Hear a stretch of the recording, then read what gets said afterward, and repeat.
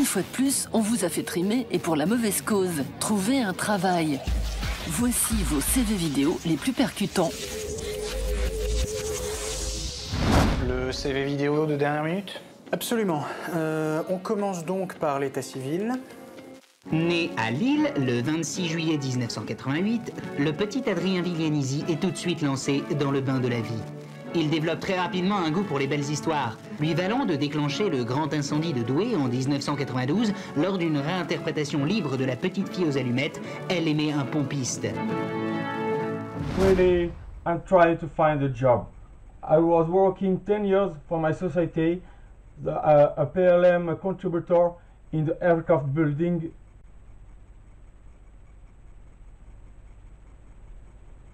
What a work to speak in English. Je développe aujourd'hui une activité de mixage en ligne. Je possède des outils actuels et performants qui me permettront d'appréhender n'importe quel type de projet. Même les projets les plus délicats. Je suis aussi compositeur.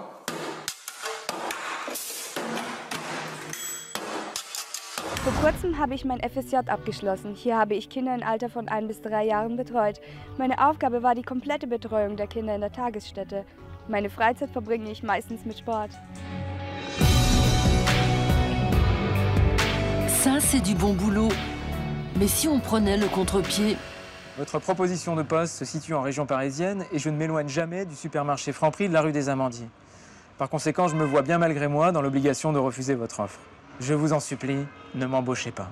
Honnête, je refuse votre offre et je ne joins pas mon curriculum vitae.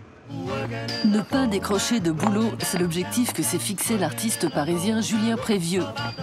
Pendant 7 ans, il répond à des offres d'emploi et s'applique à expliquer pourquoi il refuse le job.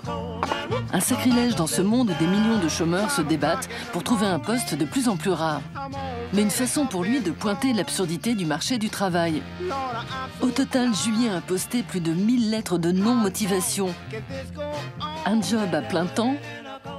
Pas chômé. Non, j'ai beaucoup travaillé sur ce projet-là. Ouais. C'est un grand paradoxe d'ailleurs de ce projet, c'est-à-dire que pour ne pas travailler, ça demande finalement beaucoup d'efforts. Après 2 entretiens ratés, Julien, graphiste chez France Télécom, se lance en 2007 dans la rédaction de ses lettres. Sur les 1000 missives envoyées, il ne reçoit que 5% de réponses, pas très loin du score qu'il aurait obtenu s'il avait écrit une vraie lettre de motivation. Mais dis donc Julien, t'as déjà joué le jeu? C'était pour travailler à la Poste, au centre de tri. Donc c'est exactement le genre de choses où on se dit comment, à part le salaire, comment on peut justifier l'envie d'aller trier. Enfin, j'aime bien les lettres et j'aime bien trier. Maintenant, est-ce que c'est suffisant pour dire à quel point on est complètement enthousiaste à l'idée de travailler au centre de tri Et ça, c'est finalement l'absurdité qui est à l'origine des lettres. C'est quelque chose qui explique aussi, qui permet de montrer qu'on a compris les règles.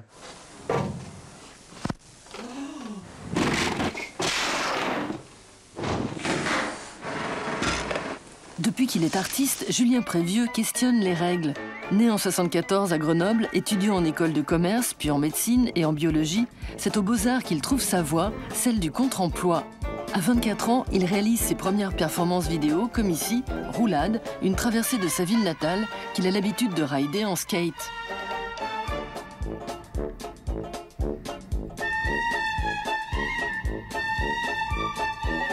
C'est un but poétique, on pourrait dire. Voilà, c'est à la fois, on sent bien une dimension critique sur l'environnement qui nous entoure, qui demande effectivement d'être en écho avec les choses, pour que tout fonctionne et que tout roule. Et bien là, au contraire, si on dit que si on se met à rouler pour que tout roule, au contraire, tout s'effondre. Il y a quelque chose de cet ordre-là qui serait comme une activité absurde et folle. Julien n'a pas peur de ne pas respecter le travail des autres. Dans Post-Production, il sabote le 19e James Bond, Le Monde ne suffit pas, en le bombardant d'effets spéciaux fumeux.